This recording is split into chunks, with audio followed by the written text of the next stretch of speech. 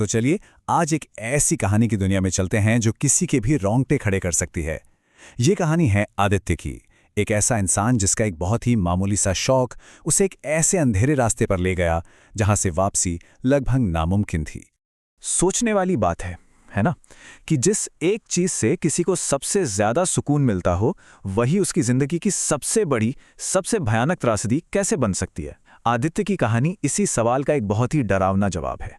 ये हैं आदित्य, एक आईटी मैनेजर जिसकी जिंदगी का सबसे बड़ा जुनून था वीकेंड पर रात के अंधेरे में अकेले बाइक चलाना। उसकी पत्नी निधि अक्सर मजाक में कहती थीं, तुम्हें बस एक खाली सड़क और शांति चाहिए, और आदित्य अपना हेलमेट उठाकर निकल जाता था। ये दुनिया की भागदौड़ से दूर जाने का उसका अपना तरीका था। तो ऐसी ही एक रात को आदित्य हमेशा की तरह अपनी राइड पे निकला। सड़कें बिल्कुल खाली, हवा एकदम ठंडी, सब कुछ वैसा ही था जैसा वो चाहता था। लेकिन कुछ किलोमीटर जाने के बाद एक सुनसान मोड़ पर उसे पहली बार एहसास हुआ कि आज की रात कुछ तो अलग है। सफर के दौरान उसे पहली बार कुछ बहुत ही अजीब महसूस हुआ, एक गहरा ठंडा सा एहसास, जैसे कोई उसका पीछा कर रहा हो। फिर अचानक उसकी बाइक भारी लगने लगी, इतनी भारी मानो जैसे पीछे कोई बैठ गया हो। उसने घबराकर बाइक रोकी, पीछे मुड़कर देखा, कोई नहीं था। नजर घुमाई तो सड़क के किनारे एक साया सा दिखा जो पलक झपकते ही गायब हो गया। और इन सब के ऊपर उसे एक ऐसी भयानक, एक ऐसी अजीब सी थकान महसूस होने लगी जो उसके पूरे शरीर को जकड़ रही थी। हालत ऐसी हो गई कि उस रात उसे एक छोटे से होटल में रुकना पड़ा, और जैसे ही वो बिस्तर पर लेटा, आंखें बंद करते ही उसके दिमाग में ये डरावना ख्याल आया। उसे समझ आ गया था कि इस कमरे में वो अकेला नहीं है, और ये तो बस एक शुरुआत थी। घर लौटने के बाद भी आदित्य बेचैन सा था। निधि को उसकी चिंता हो रही थी, लेकिन कुछ दिन बाद आदित्य ने फिर से अपनी बाइक निकाल ली। उसने खुद को समझाया कि शायद वो सब सिर्फ थकान का नतीजा था। पर वो ये नहीं जानता था कि अगली राइड उसकी जिंदगी हमेशा के लिए बदलने वाली थी। वो उसी सड़क पर वापस गया और वही डरावना एहसास फिर से लौट आया, लेकिन इस बार कई गुना ज्यादा ताकत के साथ। बाइक फिर से भारी लगने लगी, उसके हाथ सुन पड़ने लगे, और सबसे डरावनी बात, उसके फोन ने काम करना बंद कर दिया। कोई नेटवर्क नहीं। वो उस अंधेरे में पूरी तरह से अकेला और खो चुका था। भटकते भटकते आदित्य को सड़क के किनारे एक टूटा फूटा पुराना सा घर दिखा।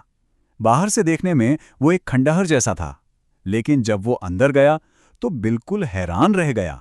हर कमरा एकदम सजा हुआ था, बिस्तर पर साफ चादरें, तकिए अपनी जगह पर।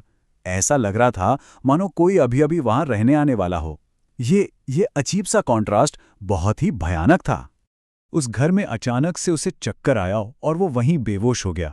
जब उसकी आंख खुली तो सुबह हो चुकी थी और वो सड़क के किनारे पड़ा हुआ था। उसने पीछे मुड़कर देखा, और जहां रात में वो घर खड़ा था, वहां अब सिर्फ मलबे का एक ढेर था। और इससे भी ज्यादा डरावनी बात यह थी कि जब उसने बाइक के शीशे में अपनी शक्ल देखी तो उसके माथे पर राख लगी हुई थी। उस रात के बाद आदित्य घर तो लौट आया, पर अब वो पहले वाला आदित्य नहीं था। और यहीं से कहानी का सबसे भयानक हिस्सा शुरू होता है, जहां एक इंसान और उसके अंदर बसी एक अनचाही शक्ति के बीच की लकीर धीरे धीरे मिटने लगती है। और ये बदलाव एक डरावनी तेजी से हुआ। घर लौटने के पहले ही दिन उसे खतरनाक तेज बुखार चढ़ गया। चौथे दिन तक वो इंसान जो रात के अंधेरे में सुकून ढूंढता था, अब उसी अंधेरे से खौफ खाने लगा। 7 दिन उसने अजीब अजीब मांगे शुरू कर दी, जैसे कि काली मुर्गी का मांस। और 10वें दिन तक वो प्यार करने वाला आदित्य एक गाली गलौज करने वाले हिंसक अजनबी में बदल चुका था। ये बदलाव कितना गहरा था, ये तुलना साफ साफ दिखाती है।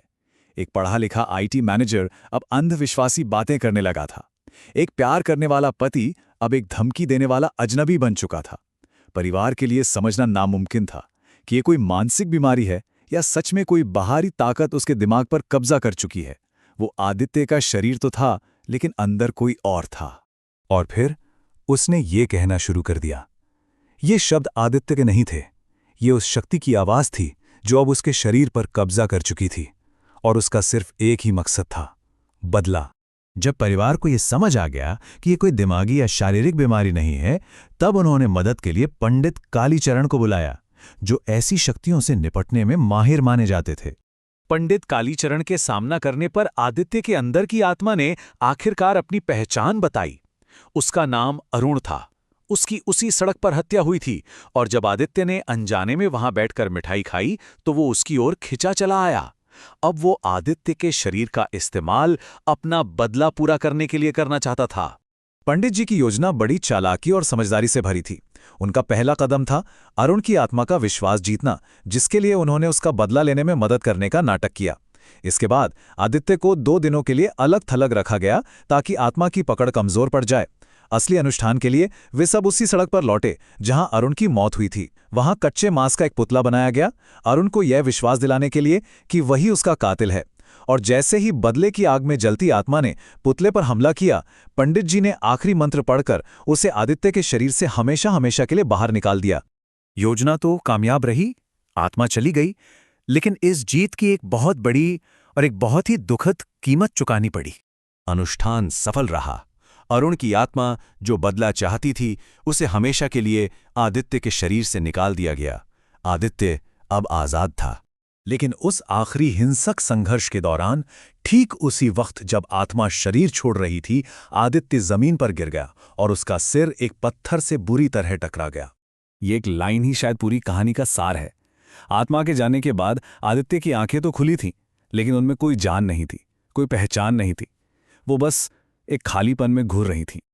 अंत में यही हुआ।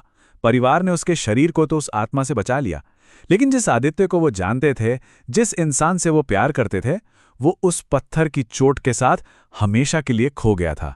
और ये कहानी हमें इसी गहरे सवाल के साथ छोड़ जाती है। अगर किसी को बचाने की प्रक्रिया में हम उस इंसान को ही खो दें जो वो था, तो क्या ये सच में एक जीत थी?